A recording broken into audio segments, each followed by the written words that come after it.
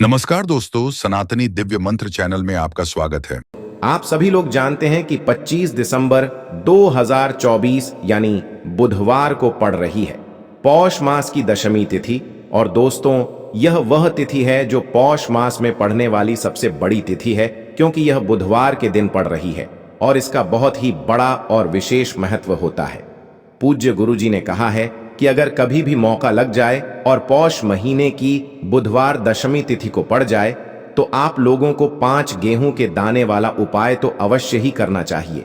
इन दोनों का संयोग बहुत ही कम आता है। इसी के साथ में गुरुजी ने अपनी शिव पुराण कथा में बताया है कि इस दिन आपको एक 5 गेहूं के दाने वाला उपाय तो आपको अवश्य ही करना चाहिए, क्योंकि ऐसा दिन पूरे साल में सिर्फ एक ही बार आता है।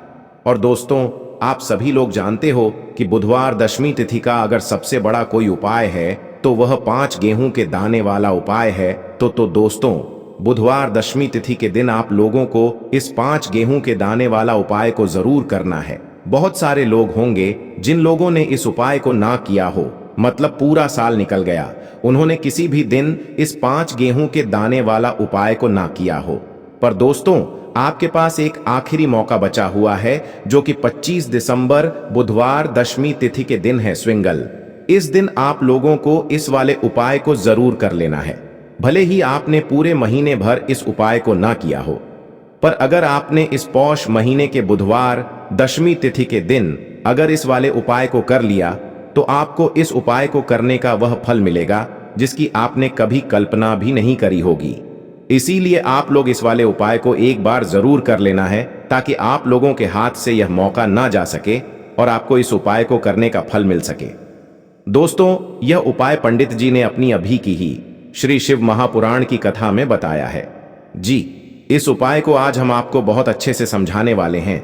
इस वीडियो को देखने के बाद इस उपाय को समझने के लिए आपको कोई और वीडियो को देखने की जरूरत नहीं पड़ेगी। तो चलिए दोस्तों, उपाय को शुरू करते हैं। देखिए, यह इस पौष महीने के बुधवार दशमी तिथि के दिन यह इतना खास होता है, इतना महत्वपूर्ण होता है। देखा गया है कभी कभी बड़े बड़े पूजा पाठ अनुष्ठान से जो मनोकामना पूर्ण नहीं होते, वह पौष महीने की बुधवार दशमी तिथि के दिन एक छोटे से उपाय करने से ही आपकी मनोकामना पूर्ण हो जाती है। और बहुत सारे लोगों ने इस उपाय को किया भी है और उनको इस उपाय को करने का फल भी जरूर मिला है। अगर आप लोग भी इस उपाय को करना चाहते हैं तो आप इस उपाय को पहले अच्छे से समझ लेना, सुन लेना, उसके बाद करना। आपको इस उपाय का फल जरूर मिलेगा। और इस उपाय को कर लेने से आपके घर में चाहे किसी भी प्रकार की दुख और समस्या क्यों ना चल रही हो, आपको उसका कारण भी नहीं पता है कि भाई यह समस्या किस कारण से चल रही है। उसका कुछ भी कारण हो सकता है, जैसे पितृदोष हो सकता है या किसी भी तरह का मंगल दोष भी हो सकता है। तो इस दिन आप लोगों को यह वाला उपाय कर लेना है। ये एक ऐसा उपाय है जिस उपाय को अगर किसी विशेष दिन पर किया जाए तो भाई उस विशेष दिन का जो है वह तो हमें मिलता ही मिलता है, पर हमने उस दिन पर इस उपाय को किया है तो हमें उससे भी बड़ा फल मिलता है, और फल बहुत जल्दी मिलता है, क्योंकि आप इस उपाय को बहुत ही बड़े और विशेष दिन पर कर रहे हो।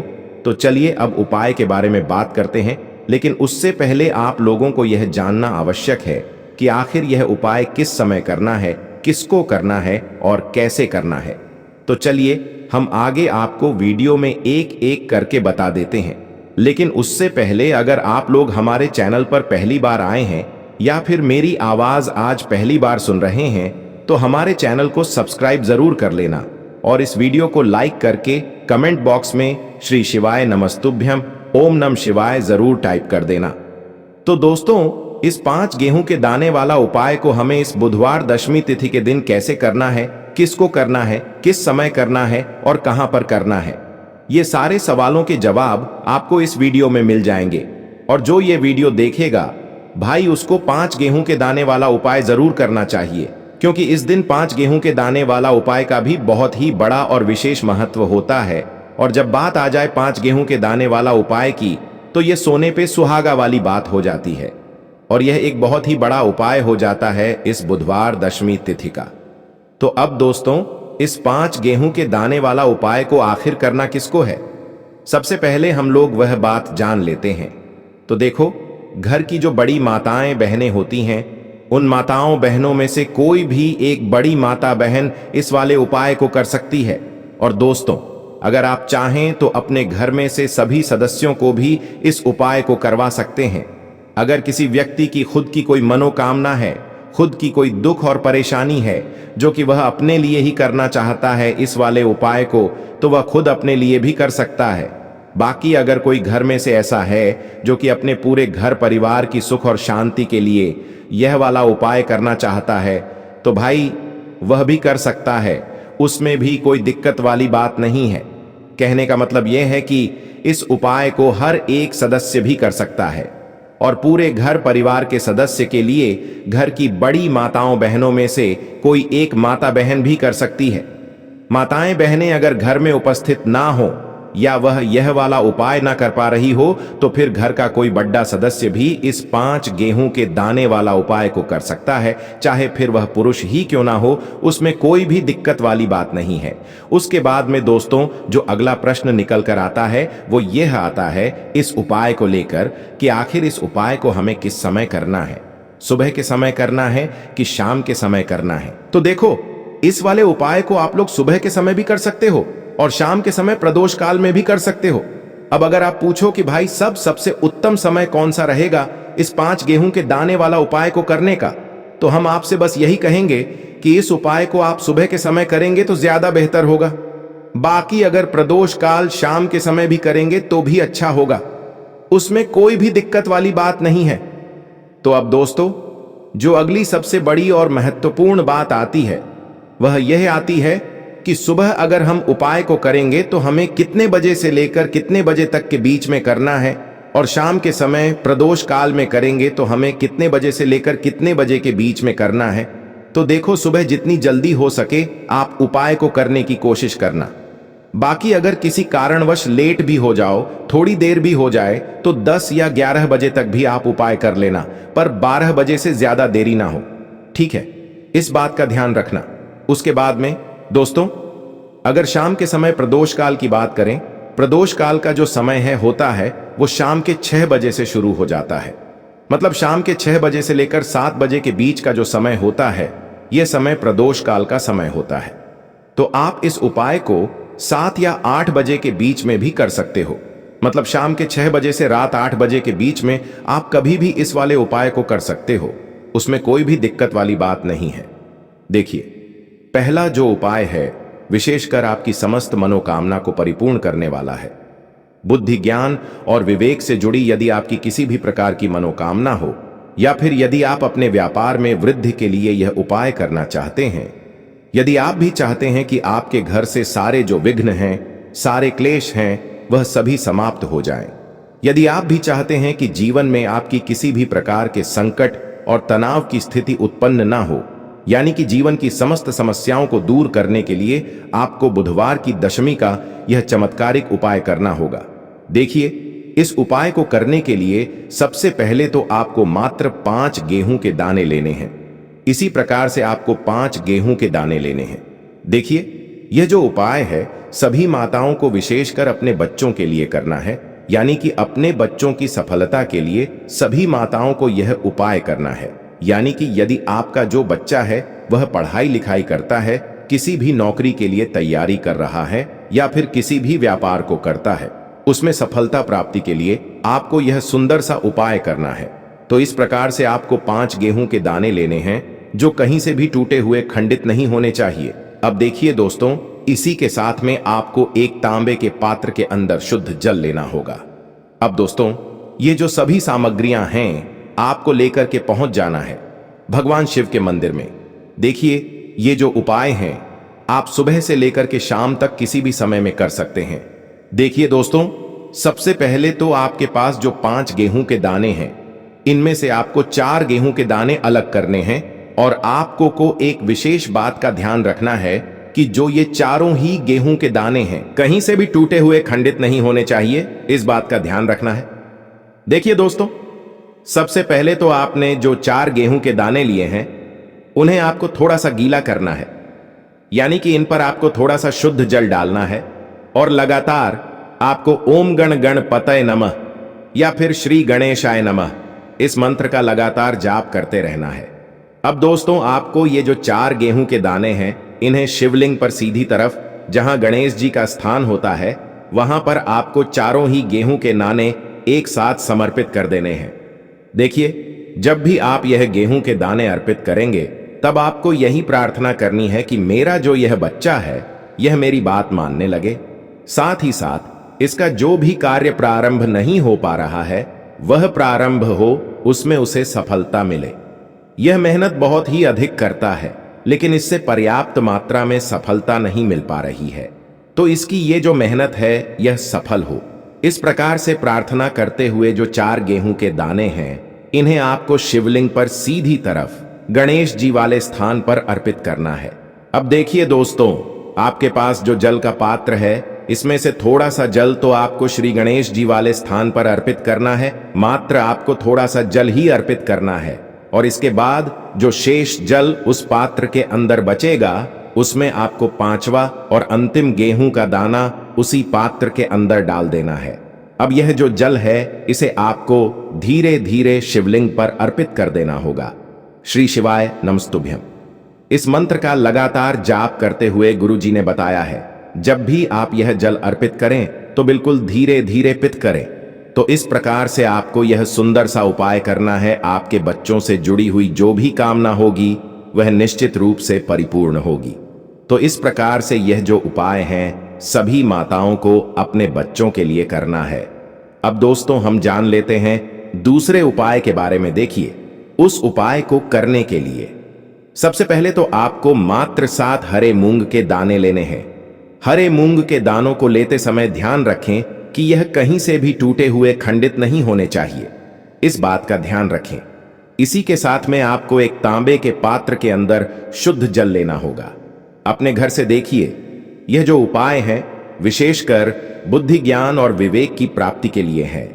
यदि आप चाहते हैं कि आपके जो बच्चे हैं वह बुद्धिमान बने, ज्ञानवान बने, गुणवान बने, उनका हमेशा पढ़ाई लिखाई में मन लगे, तो आपको यह विशेष उपाय करना है। देखिए, यह जो उपाय है, आप सुबह से लेकर के शाम तक किसी भी समय में कर सकते हैं। देखिए, आपके पास है 7 हरे मूंग, तो इनमें से 4 हरे मूंग के दानों को सबसे पहले तो आपको अपने सीधे हाथ में लेना है, और आपको श्री गणेशाय नमः या फिर ओम गण गणपतये नमः इस मंत्र का जाप करते हुए जो 4 हरे मूंग के दाने हैं, इन्हें आपको शिवलिंग के सीधी तरफ, जहां गणेश जी का स्थान होता है, वहां पर आपको ये 4 हरे मूंग के दाने अर्पित करने हैं। अब देखिए दोस्तों, इस प्रकार से 4 हरे मूंग के दाने अर्पित करने के बाद अभी भी आपके पास 3 हरे मूंग के दाने और बचे हुए हैं। अब देखिए दोस्तों, आपको इनमें से जो एक हरा मूंग का दाना है, उसे शिवलिंग पर, जहां माता शुक सुंदरी का स्थान होता है, वहां पर आपको यह हरा मूंग समर्पित करना है। एक हरा मूंग का दाना आपको भगवान शिव के शिवलिंग के सामने जो नंदी महाराज होते हैं, उन और उनका जो पैर उठा हुआ होता है, वहां पर आपको यह हरा मूंग समर्पित करना है। अब देखिए दोस्तों, आपके पास जो 7वां और अंतिम हरा मूंग बचा हुआ है, इसे समर्पित करने से पहले आपके पास जो एक लोटा जल है, उसमें से थोड़ा सा जल सबसे पहले आपको श्री गणेश जी वाले स्थान पर अर्पित करना है। फिर थोड़ा सा जल आपको भगवान कार्तिकेय जी वाले स्थान पर अर्पित करना है। फिर थोड़ा सा जल माता अशोक सुंदर वाले स्थान पर अर्पित करना है। फिर थोड़ा सा जल आपको मां पार्वती के हस्त कमल यानी कि कटी वाले भाग पर अर्पित करना है। अब अंत में दोस्तों, आपके पास जो 7वां और अंतिम हरा मूंग बचा हुआ है, इसे आपको उस जल के पात्र के अंदर डाल देना है, और यह जो हरे मूंग से युक्त जल है, इसे आपको धीरे धीरे भगवान शिव के शिवलिंग पर ही अर्पित कर देना है।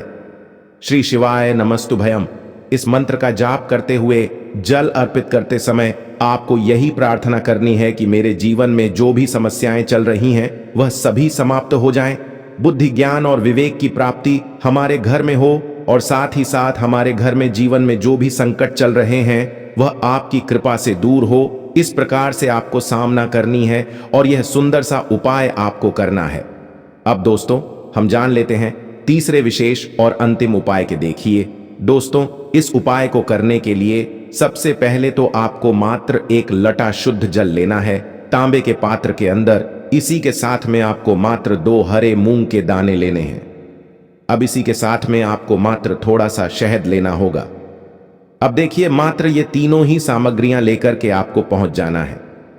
भगवान शिव के मंदिर में देखिए, गुरुजी ने बताया है कि यह जो उपाय है आप इस बुधवार दशमी तिथि के दिन सुबह से लेकर के शाम तक किसी भी समय में कर सकते हैं। देखिए दोस्तों, सबसे पहले तो आपके पास जो जल है, इसमें से थोड़ा सा जल आपको शिवलिंग के सामने जो नंदी महाराज होते हैं और उनका जो पैर उठा हुआ होता है, वहां पर आपको थोड़ा सा जल अर्पित करना है। अब देखिए, इसके बाद आपको थोड़ा सा जो आपके पास शहद है उसे आपको अपने सीधे हाथ की चीटी उंगली के पास वाली उंगली अनामिका उंगली में लेना है और इसी उंगली से आपको शिवलिंग पर शहद से ओम का निर्माण करना है। जब भी आप शिवलिंग पर शहद से ओम का निर्माण करेंगे, तब आपको लगातार श्री शिवाय नमस्तुभयम इस मंत्र का जाप करते रहना है। इसके बाद आपके पास जो 2 हरे मूंग हैं, उनमें से आपको एक हरा मूंग का दाना अपने सीधे हाथ में लेना है और आपको ओम गण गणपते नमः, यहां पर श्री गणेशाय नमः इस मंत्र का जाप करते हुए जो पहला हरा मूंग है, इसे भगवान शिव के शिवलिंग के सीधी तरफ जहां गणेश जी का स्थान होता है वहां पर आपको अर्पित करना है। अब देखिए दोस्तों, आपके पास जो एक लौटा शुद्ध जल है, इसमें से थोड़ा सा जल तो आपको श्री गणेश जी वाले स्थान पर अर्पित करना है। फिर थोड़ा जल आपको श्री कार्तिकेय जी वाले स्थान पर अर्पित करना है।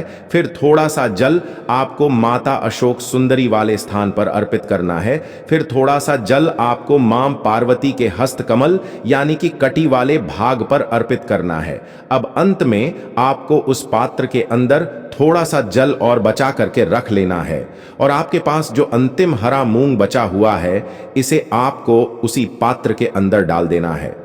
अब दोस्तों, आपको यह जो जल है, इसे धीरे धीरे समर्पित कर देना है और आपको लगातार बुद्धेश्वर महादेव का मन में स्मरण करना है। देखिए, बुधवार का दिन है, इसलिए बुद्धेश्वर महादेव का मन में स्मरण करना है। जल को अर्पित करने के बाद महादेव के सामने आपको बैठकर आपके जीवन में जो भी समस्या चल रही है, जो भी बाधाएं चल रही हैं, उन्हें दूर करने की कामना करनी है। गुरुजी ने बताया है कि बुधवार दशमी तिथि के दिन किया गया यह उपाय आपके जीवन से किसी भी प्रकार की समस्या को दूर करेगा और यदि आपके बच्चों में बुद्धि, ज्ञान और विवेक की कमी है